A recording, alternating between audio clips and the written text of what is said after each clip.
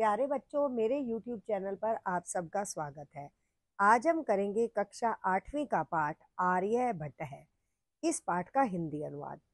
पूर्व दिशायाम उदेति सूर्ये पश्चिम दिशायाम च अस्तम गच्छति इति दृश्यते ही लोके।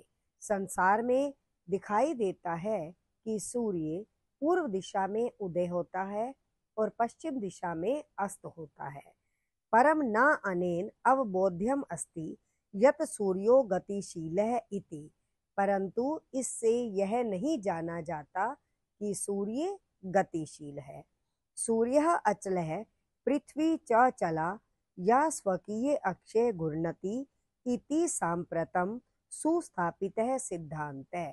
सूर्य अचल है और पृथ्वी चलती है जो अपनी धुरी पर घूमती है। यह इस समय भली भांति स्थापित सिद्धांत है। सिद्धांतो अयम प्राथमयेन येन परिवर्तितः स आसीत महान गणितज्ञ ज्योतिर्विचः आर्यभट्ट है। इस सिद्धांत को सबसे पहले जिन्होंने प्रारंभ किया वह महान गणित के ज्ञाता ज्योतिषी आर्यभट्ट थे।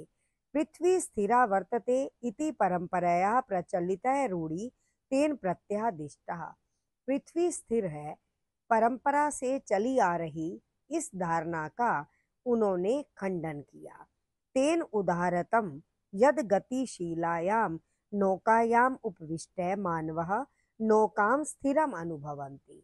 उन्होंने उदाहरण के द्वारा स्पष्ट किया कि चलती हुई नाव में बैठा हुआ व्यक्ति नाव को रुका हुआ अनुभव करता है। अन्यान च पदार्थान गतिशीलान अवगच्छति, और दूसरे पदार्थों को गतिशील समझता है।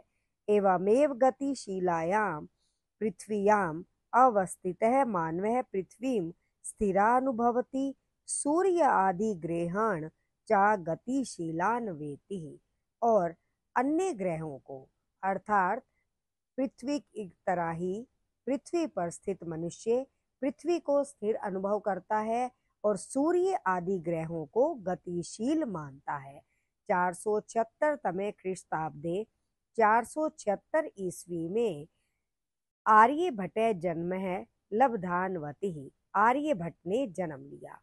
तनेव विरचित आर्यभट्टीयम इत्ते अस्मिन् ग्रंथे उल्लिखितम। यह उन्होंने अपने द्वारा लिखे गए आर्यभट्टीयम नामक ग्रंथ में उल्लेख किया है। ग्रंथो अयम तेन त्रयोविंशतितमः वयसि विरचितम। यह ग्रंथ उन्होंने 23 वर्ष की आयु में लिखा। ऐतिहासिक स्रोतों भी ज्ञायते यत् पाटलिपुत्रम निक्षा आर्यभट्टस्य वैद्यशाला आसीत्। ऐतिहासिक स्रोतों से पता चलता है कि पटना के निकट अर्थात पाटलिपुत्र के निकट आर्यभट्ट की नक्षत्रों को जानने वाली प्रयोगशाला थी। अनेनिदम अनुमीयते यत् तस्य कर्म भूमि पाटलिपुत्रम आसीत।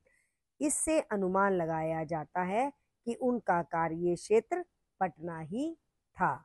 आशा है ये आपको समझ आया होगा, और जो बाकी पाठ है बेटा वो मैं आपको अगली वीडियो में समझाऊंगी। धन्यवाद।